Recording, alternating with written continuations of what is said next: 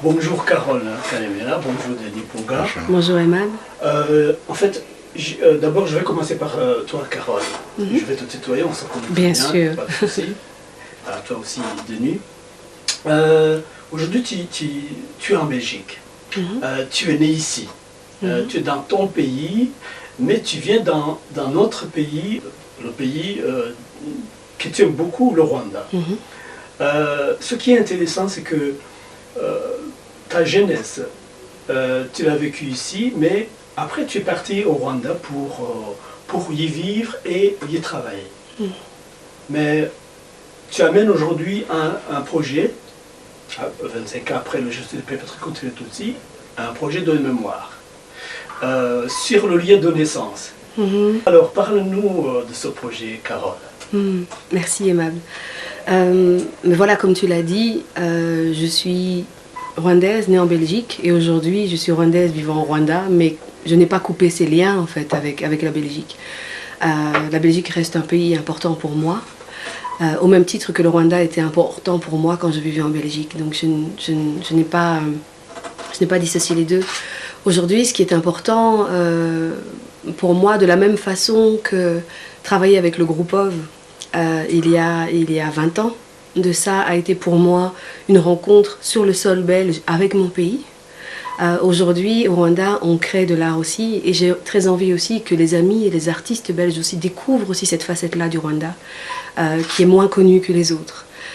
Comment est-ce qu'on fabrique de l'art à un endroit où hier encore personne n'aurait parié sur la survie de cette humanité? Comment est-ce qu'on raconte le monde à partir de ce petit pays? Comment est-ce qu'on le regarde? Comment est-ce qu'on se projette? Et surtout, quelles sont les formes artistiques? Parce qu'on n'a pas une culture non plus aussi lourde que la France ou que l'Angleterre en termes théâtrales, ce qui est très agréable aussi.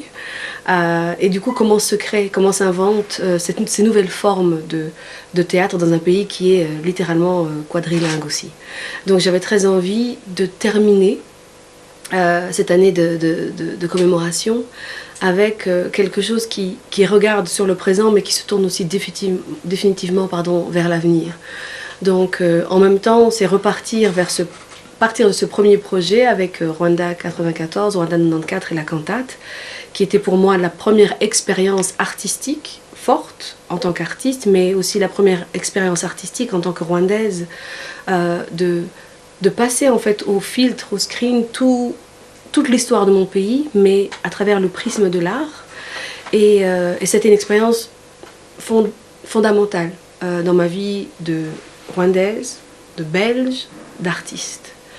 Et je suis arrivée au Rwanda forte de tout ça aussi, en tant qu'artiste. C'est après avoir joué la cantate de Bisesero sur les collines de Bisesero que c'est devenu tellement évident pour moi que l'art et la culture avaient leur place, que même moi en tant que Rwando-Belge, issue de la diaspora, je pouvais prendre aussi une place, je pouvais nourrir cette société. J'avais aussi des choses à lui offrir dont j'avais été nourrie ailleurs, etc. Et que la génération d'après aussi pouvait aussi bénéficier de cette petite expérience aussi, de cet autre regard, de ces autres... pas compétents, je ne vais pas appeler ça comme ça, pour aussi penser l'art au Rwanda. Et donc, quand on est arrivé à la 25e commémoration et qu'on se dit qu'il y a une autre génération au Rwanda, comme en Belgique en fait, qui travaille, qui est jeune, comme ceux qu'on a rencontrés à Rwanda Day, et tout d'un coup je vois des jeunes qui s'élèvent et qui me disent « Bonjour Tantine », je dis « Ah bon, t'es qui toi ?» Ben, je suis le fils de tel. Et la dernière fois que j'ai vu cet enfant-là, il marchait à peine, et aujourd'hui il termine l'université, et ce sont ces jeunes-là aussi auxquels on s'adresse aujourd'hui, avec ce Rwanda Africa ici au Théâtre Varia pendant 2 semaines. Ce sont les jeunes qui sont nés de la diaspora, ce sont pas simplement les enfants de personnes qui ont fui le génocide, des personnes qui ont choisi de s'installer ailleurs, des enfants qui ont aussi un passé familial plus compliqué parce qu'éventuellement leurs parents auraient participé au génocide aussi. C'est toute cette population-là aussi que j'ai envie de retrouver ici, de réunir et de leur raconter voici où on était 25 ans avant, et c'est ce que Rwanda 94 raconte aussi, et voici où on est aujourd'hui avec We Call It Love et avec les enfants d'Amazi. Alors Carole, en quoi consiste le concept Oui. Alors, le concept de Rwanda Africa, c'est vraiment de traverser. D'ailleurs, ça s'appelle aussi hier, aujourd'hui et demain, pour ces raisons-là. Ça veut dire hier, où est-ce qu'on en était. Hier, c'est le Rwanda était où? Était dans quelle obscurité? Et comment est-ce que c'était traité par l'art? Comment est-ce qu'on en est arrivé là? Aujourd'hui, quel est le présent du Rwanda? Socialement et artistiquement, qu'est-ce qui se crée? Parce que beaucoup de gens ne connaissent pas le Rwanda culturellement. Et demain, qu'est-ce qu'on envisage? Où se positionnent les artistes aujourd'hui par rapport à la prochaine génération? Les enfants qui naissent aujourd'hui, qui sont nés seulement il y a 10 ans, etc. Donc c'est vraiment essayer de voyager à travers ces murs du temps. Donc c'est vraiment de faire un voyage. Donc le public est invité à voyager en fait à travers le Rwanda passé, le passé récent, présent et le futur à travers 4-5 productions très très différentes en termes d'esthétique, en termes de forme, en termes de contenu. Mais c'est aussi, il est invité aussi à rencontrer le Rwanda à travers tous ces liens. Parce que c'est pas le Rwanda tout seul. Le Rwanda tout seul n'est pas intéressant, comme on le dit souvent. On est parce que, comme on dit dans notre culture, je suis parce que tu es. Donc on est là aussi pour raconter, nous sommes parce que vous êtes et vous êtes parce que nous sommes. Et donc à travers toutes les productions, que ce soit Rwanda 94 avec la France, l'Amérique, avec la musique contemporaine traditionnelle qui se croisent, le récit des résistants de Bicécéro jusqu'aux personnes qui ont péri, que ce soit We Call It Love avec le Sénégal, le Congo, le Rwanda qui se raconte aujourd'hui.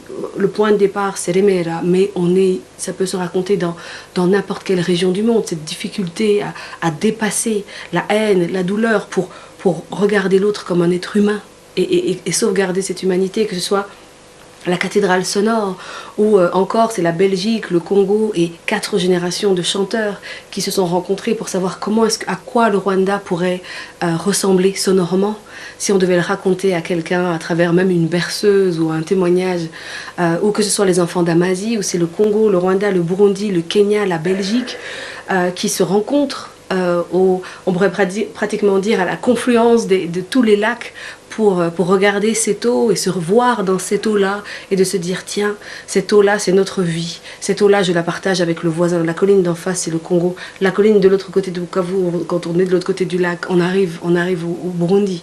En fait, de part et d'autre de cette eau, il y a quelqu'un d'autre comme moi qui la boit, qui se lave dedans, qui nage, qui chante, qui a un rapport avec cette eau, dans la musique, etc. Donc ça ouvre de partout.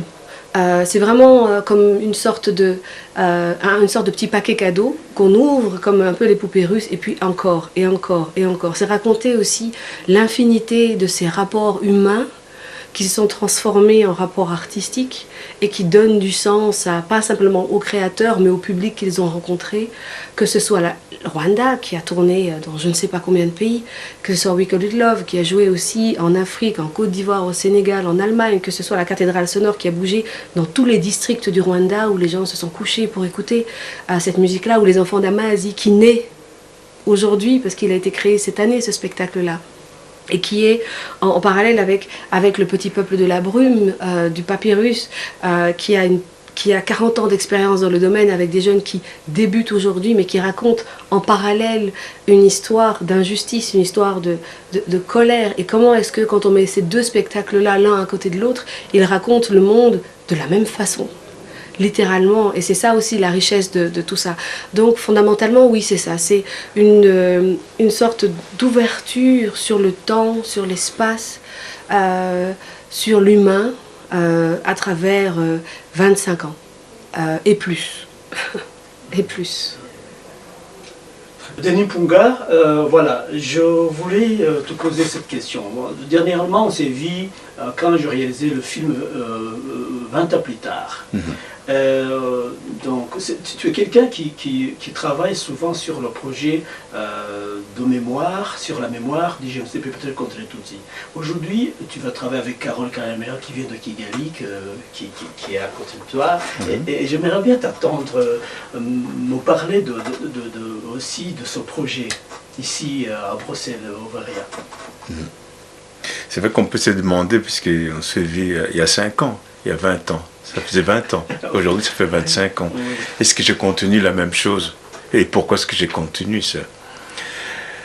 Exactement, D'abord, c'est ça, voilà, c'est ça, hein, je pense, le fond de ta question.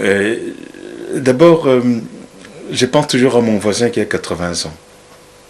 Tout ce qui est émotionnel n'a pas d'âge. Ce voisin, je lui ai demandé un jour, quel événement s'est passé dans ta vie qui t'a vraiment blessé, ou tu te sens encore blessé aujourd'hui? Et il me dit, sans hésiter, c'est la naissance de mon petit frère. Il me disait pourquoi? Mais quand mon petit frère est né, j'avais l'impression que mes parents m'avaient délaissé, qu'il aimait plus lui que moi. J'ai dit, mais les parents sont décédés. Tu as 80 ans, tu as encore ça en toi. Il dit, oui, ça n'est jamais réglé. Mon frère habite à côté, on s'aime beaucoup. Mais je sais que la chose qui était difficile pour moi, c'est quand il est arrivé, ma vie a changé. Ça veut dire quoi? Ça veut dire que tout ce qui est émotionnel, qui touche à l'émotion, n'a pas de temps. On aurait pu se dire, il avait 5 ans quand son petit frère est né, 75 ans plus tard, c'est réglé. Eh bien, non. Et donc, si ce qui est émotionnel n'a pas d'âge, ça veut dire que le travail qu'on fait sur la mémoire n'a pas d'âge non plus. Pourquoi? Parce qu'il y a d'autres enfants qui vont naître, qui vont peut-être porter un passé si on ne l'a pas résolu. C'est pour ça que ce travail non-stop, on va le continuer.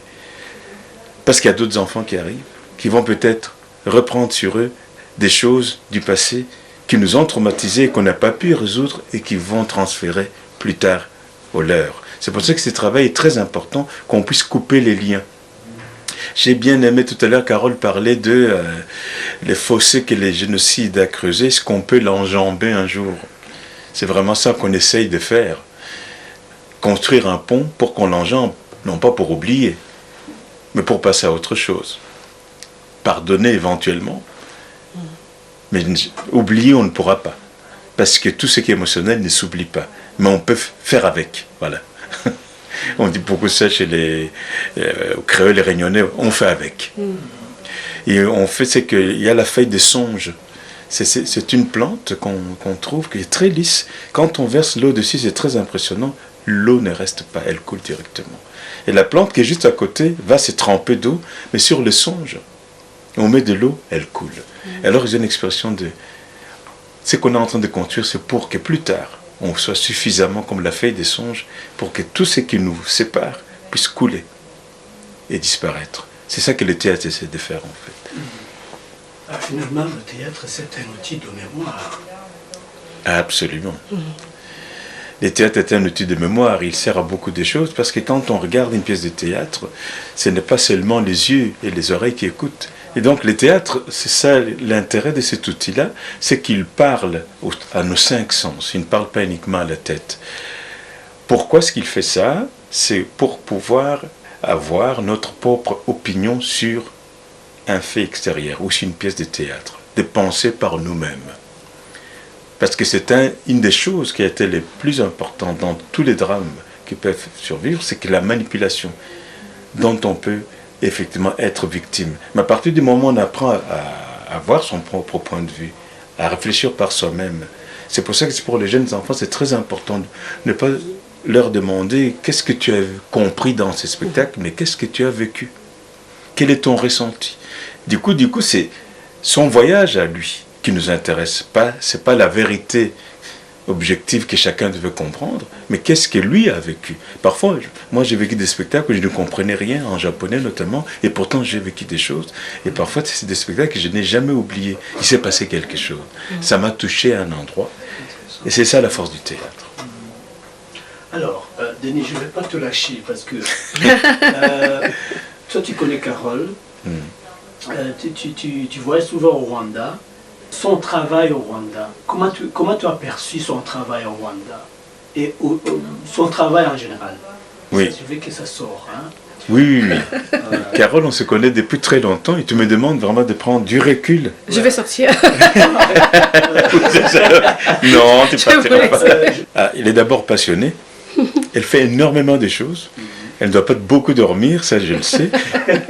Parce qu'elle dort avec plein de projets. Le matin, elle se lève, les projets sont là. Mais son envie profonde, c'est vraiment ce travail de remettre en scène le fait que la culture est un outil de développement. Ce n'est pas suffisamment compris ça. Non seulement des développements, mais d'épanouissement des peuples.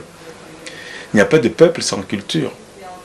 Et les jours où on prendra ça au sérieux, et je crois qu'elle œuvre vraiment pour ça, ça crée des liens et des ponts pour que les gens se prennent mieux en charge. Je veux dire, on peut régler des problèmes de manière collective, on peut régler de manière économique un problème, mais il y a l'individu.